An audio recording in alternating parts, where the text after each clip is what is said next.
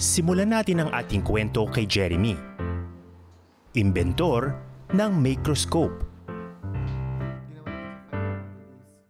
Binisita ko siya sa kanyang opisina sa Cavite. So sige nga, i-explain mo nga sa amin how this works. Ang kailangan lang natin ay itong microscope.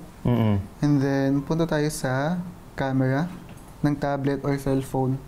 So any ano siya. Then gagawin natin, place it on top. Keychain microscope ang bansag ni Jeremy sa microscope dahil sa pambihirang liit nito. Kung ikukumpara sa mga microscope na karaniwang ginagamit sa school at laboratory. Ayun. Ayan, makikita natin. Pero huwag iismolin ang microscope. Then meron tayong mga sample dito. Ito yung classic nga na na onion skin. Ginagamit ito sa school. Yes. Yung mga grade 6, grade 7 para sa plant cell. Place it on top. There. Ayun o. Exhibit 1. Ang mga cells ng isang sibuyas. Nucleus niya, yung cell wall, and all different parts. Magagamit mo lahat ng Marami pang natatagong mundo na sisilipin natin maya-maya lamang. Kilalanin muna natin ang inventor. Nung bata po ako, ang pangarap ko talaga is bumuo ng mga bagay. Parang ganun, maging scientist, inventor, engineer. Tapos, na-realize ko na eto, nung nag-college, parang kaya ba talaga? Nagtapos si Jeremy ng Manufacturing Engineering sa Mapua Institute of Technology. Would you describe yourself as a good student? Naging magaling na estudyante ka ba? Competent student, siguro hindi. Competent, hindi. Tama ba ang pagkakaintindi ko, parang mas importante sa'yo na meron kang natutunan kaysa yung sa grado mo, tsaka sa attendance, ganun ba? Tama po. Hindi ko po ma-appreciate yung mga uno and parang kung tres, passing lang, okay lang. Pero kung natuto ka, parang better. Pero syempre, pag bagsak, tapos natuto ka, hindi malungkot pa din kasi bagsak. Magagalit dito sa bahay. Nag-a-absent man sa klase, paminsan-minsan, hinding-hindi nagpapahuli si Jeremy sa isang bagay. Notorious ako sumali sa mga ganong competition, mga design contest, nung college. Bakit ka nag-enjoy sa pagsali sa ganon? Kasi pag lecture, wala akong matutunan.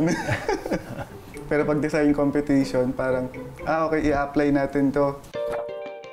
Naging bahagi na si Jeremy ng ilang award-winning design projects, gaya ng Bathala, isang stove o kalan na lumilikha rin ng kuryente.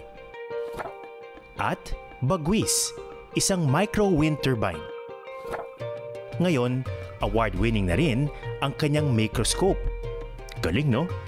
Ako nga, patry nga ako. Itong sample na to. Ano ba to? Ayan, padiretso. Sige, place it on top. Yun. Ayan. Exhibit 2. Isang maliit na langgam. Naalala mo ba yung moment na na-realize mo na yung invention mo is actually working? Noong unang muddy water na pinata ko, wala akong nakita. So parang nawalan ako ng interest na parang, ay, baka hindi to effective. Tapos may nakita kong pond. Kumuha ko ng konting sample doon. Then pagpata ko sa pagpata ko doon sa slide, nakita ko may biglang gumalaw. Uy, ano yun? Tignan nga natin yung sinasabi ni Jeremy. Nakababad lang yung mga moss. Higop lang ako ng konti. Ayan, tapos drop. Yun, ganun lang kaliit. Ganun lang kaliit. And then, place it on top. Yun, no? Kita na. Exhibit 3. Tubig lawa. Ang galing. Anong hayop to? Mga rotifers po yan. Galing, no? Parang maliliit na daga. Grabe, merong isa pang mundo na nag-exist sa one drop of water na ako nga po, parang graduate na, engineer na, ganyan. Fascinated pa din. What more yung mga bata na unang makakita noon? Ay, Jeremy nga pala, yung gumawa nitong microscope, yung pinakauna mong keychain na microscope. At yun ang tunay na inspirasyon ni Jeremy sa Microscope. Ang mga kabataan. Sa mga balita, sa mga interview. Yung fascination na yun, gusto mo siyang i-share sa mga bata. Yes po, yung experience na pag una mo nakitang sample, parang, uy, wow. Parang sana lahat ng Pinoy, ma-experience yun. Pero anong disiplina ba ang kailangan para maging isang inventor? Sabi ni Jeremy, inspiration can strike anywhere and anytime.